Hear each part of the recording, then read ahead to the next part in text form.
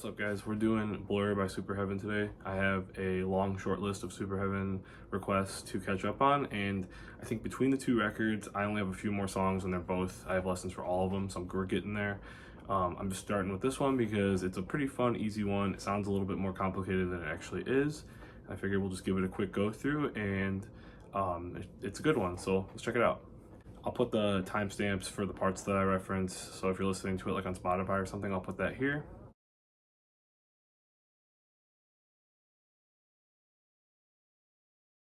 You could screenshot that or whatever, but anyways, let's dive in. So, half step down, just like most of their songs are: E flat, A flat, D flat, G flat, B flat, E flat. Also, I have a chorus on. Sorry if I'm a little bit out of tune. I didn't have, this was set up in standard, so I've been trying to get it there. Anyways, the whole song is pretty much based off of this main chord progression. So it sounds like this.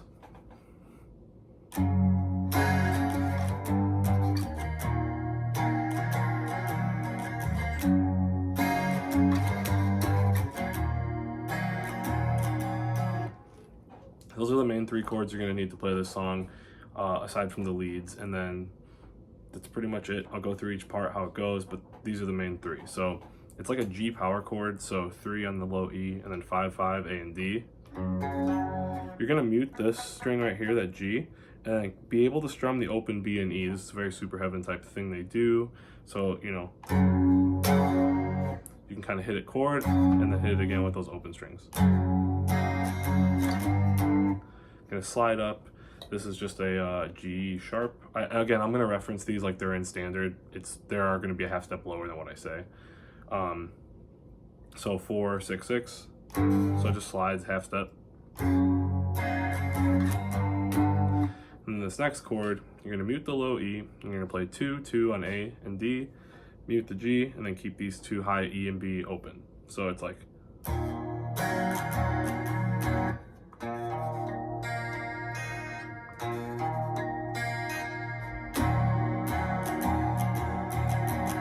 So instead of playing like a straight up B or an E or an A, it's just kind of these two here, and then you're able to hit the two open high strings.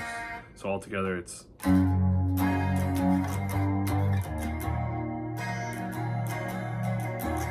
That's like your intro and your verse, so that is in the very beginning.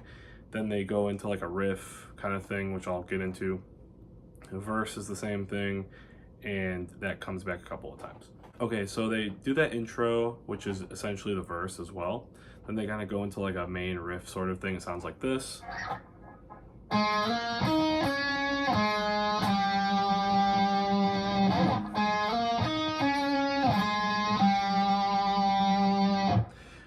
And over that, because I think Taylor plays that, Jake's playing the chords, you hear these strings hitting in them. So it almost sounds like he's playing that with the riff. It's just the way the mix is, but it's really, you're hearing this riff and you're hearing behind it. So that riff is just G string, 2 to 4, 5th fret of the B, G string 7, and then back to 2 on the G, and then 1. So slow down, it's like.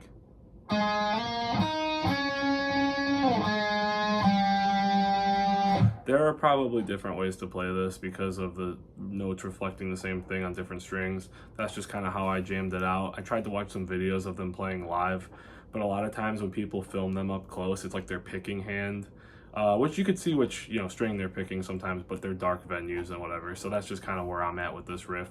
If you want to hit some of these notes in a different place, you can. So they go back into the verse, which is the same thing in the intro, a couple of times, and then the second 2 times there's this lead over it, which is just like.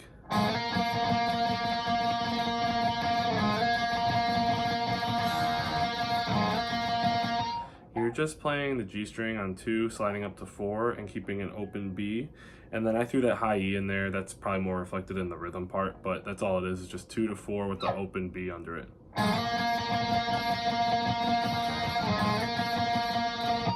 They do that on the second half of each verse. So not counting the intro verse, it's like the first 2 parts of the first and second verse are clean.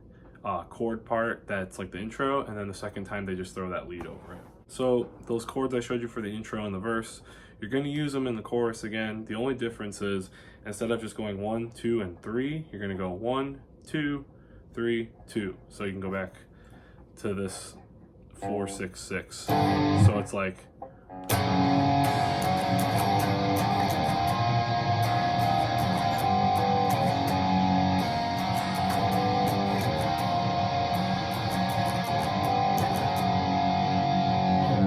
they just kind of go back around. It kind of just cycles. So aside from those main parts that I showed you, the song pretty much repeats itself. There's just kind of like an interlude bridge sort of thing. I won't really call it like a solo, but there's a lead over it. That part sounds like this.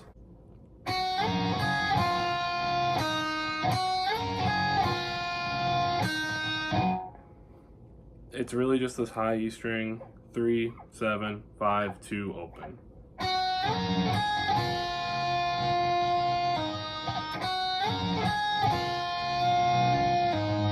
You can kind of mess around with it how you play it, but that's essentially all it is. They repeat that, and then they go back into a chorus, and then just kind of like an outro, which is the intro, clean. So this is a fairly simple song. I didn't want to repeat myself with the repetitive parts. That's why I just kind of put a list so you can reference each part. It's just really the chord progression, clean for the verses. There's a little lead that comes over it, the main riff, the chorus, and then like an interlude. That's pretty much all this song is. It's pretty straight to the point. It's a good one. So I hope that helps. I'm gonna try to start doing some more covers too of the songs I haven't done, just because I know for some people it helps to have a visual playthrough with the song, so I can totally do that. I'm just throwing these lessons up first because I know for some people it's quick and easy to learn them, and you guys have asked me for a lot of these and I've been behind, so I'm sorry about that. But hopefully more to come soon. This one's all good to go, and I'll be working on some more. Let me know what else you guys are looking to hear, and I'll talk to you soon. Peace.